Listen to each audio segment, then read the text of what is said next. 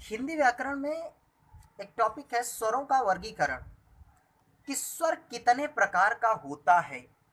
स्वरों के वर्गीकरण में प्राय छात्रों को दिक्कत होती है, इस चीज को बार बार भूल जाते हैं वो कि कौन कौन से स्वर अग्र स्वर होते हैं, कौन कौन से मध्य होते हैं और कौन कौन से स्वर पश्च होते हैं। ये बात छात्र प्राय कंफ्यूज होते रहते हैं या उनको दिक्कत होती है इस चीज को याद रख पाने में कि कौन कौन से स्वर अग्र हैं, कौन कौन से मध्य हैं और कौन कौन से पश्च हैं।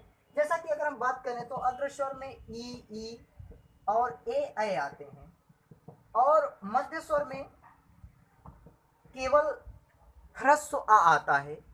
मध्य स्वर में केवल ह्रस्व आ आता है और इसके अलावा हिंदी के जो स्वर हैं वे बाकी के स्वर पश्च स्वर में आते हैं। जैसे कि आपके बचे हुए स्वरों को हम देख लें, जैसा कि दीर्घ आ हुआ और ऊ हुआ, ऊ हुआ।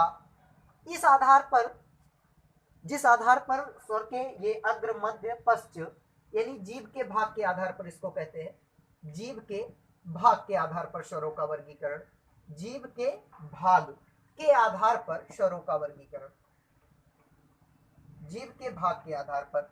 तो जीभ के भाग के आधार पर हमारी जो जिह्वा है हमारे मुख में, उसके जो भाग होते हैं अग्र भाग, मध्य भाग और पश्च भाग। तो इस दृष्टिकोण से स्वरों, हिंदी के स्वरों को 3 वर्गों में बांटा गया है, अग्र स्वर, मध्य स्वर और पश्च स्वर। तो हम ये जानते हैं कि अग्र स्वर ई है, ई ए। मध्य स्वर केवल ह्रस्व आ होता है। पश्च स्वर आ, उ और जो बच रहे हैं री का, मैंने बताया कि इस दृष्टिकोण से री को विद्वानों ने नहीं बांटा है। तो इसके अलावा जो बचते हैं जैसे कि ओ, आओ और अंग्रेजी के प्रभाव से आया हुआ एक स्वर अ, ऐसा उच्चारण है। इस स्वर को भी पश्च की श्रेणी में रखा जाता है। तो ये किताबों में हमें ऐसा लिखा मिल जाता है, छात्र लोग देखते हैं, लेकिन वे प्रायः इस बात को याद नहीं रख पाते हैं कि कौन कौन से स्वर अग्र में हमने पढ़े थे, कौन कौन से हमने मध्य में पढ़े थे और कौन कौन से हमने पश्चिम में पढ़े थे। इस बात को वो याद नहीं रख पाते हैं। तो इसी बात को मैंने कोशिश किया है थोड़ा सा कि आपको मैं कुछ इस तरीके से बता सकूं कि आप ये चीज हमेशा के लिए आपके दिमाग में रहे, आपको कभी इस चीज को भूल पाओ ही ना आप। तो देखते हैं जीभ के भाग के आधार पर स्वर तो कई आधारों पर बांटे गए, तो उसी में से एक है जीभ के भाग के आधार पे। तो जैसा कि लिखा हुआ है, जीभ के भाग के आधार पर स्वरों के 3 भेद हैं, अग्र स्वर, मध्य स्वर, पश्च स्वर। अग्र स्वर में ई ए और मध्य स्वर में ह्रस्व आ, पश्च स्वर में आ, उ ओ आ। ये इतने स्वर। तो हम ये देखेंगे कि इन स्वरों को अब कैसे याद रखा जाए कि कौन सा अग्र में है, कौन सा मध्य में है और कौन सा पश्चिम में है। इसके लिए मैंने स्वयं से कुछ लिखा है, 2 पंक्तियां, और उन्हें आप देखिए।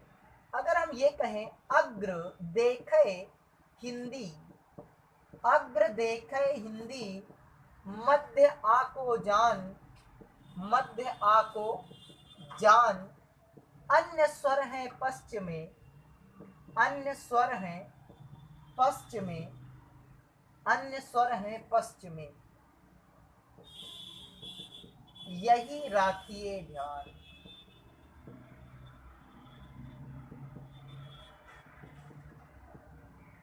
अग्र देखे हिंदी, मध्य आको जान, अन्य स्वर हैं पश्चिम में, यही राखिए ध्यान।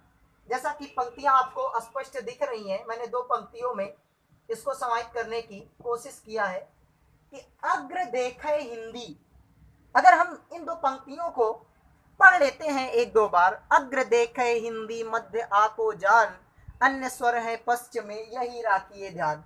तो इन 2 पंक्तियों से हमें ये पता चल जा रहा है कि देखें, अग्र देखे हिंदी, अगर आप अग्र स्वरों की बात करें तो तुरंत आप इतनी पंक्तियों को अपने दिमाग में दोहराएं कि अग्र देखे हिंदी, और यहां से आप निकाल लेंगे कि देखे में ए हो गया, ए और हिंदी में आपकी दोनों ई हो गई, ई और ई।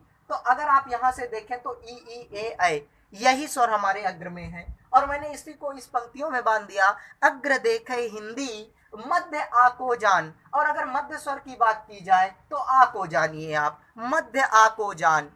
अन्य स्वर हैं पश्च में, बाकी इनके अलावा ए ऐ ई ई और इतने अग्र और उसके अलावा मध्य में आ, इन स्वरों के अलावा किसी भी स्वर की बात की जाती है तो वो पश्चिम में आएगा। तो मुझे लगता है कि हाँ, इसको किताबों में लिखा हुआ हम देखते हैं और पढ़ते हैं, भूल जाते हैं कि कौन सा हमने अग्र में पढ़ा था, कौन सा मध्य में और कौन सा पश्चिम में। तो अगर इसको ध्यान में रखना है कि जीव के भाग के आधार पर स्वर के 3 भेद हैं, अग्र स्वर, मध्य स्वर और पश्च स्वर, जिसमें से अग्र स्वर ई ई ए ऐ, मध्य स्वर आ और पश्च स्वर आ उ ओ औ आ।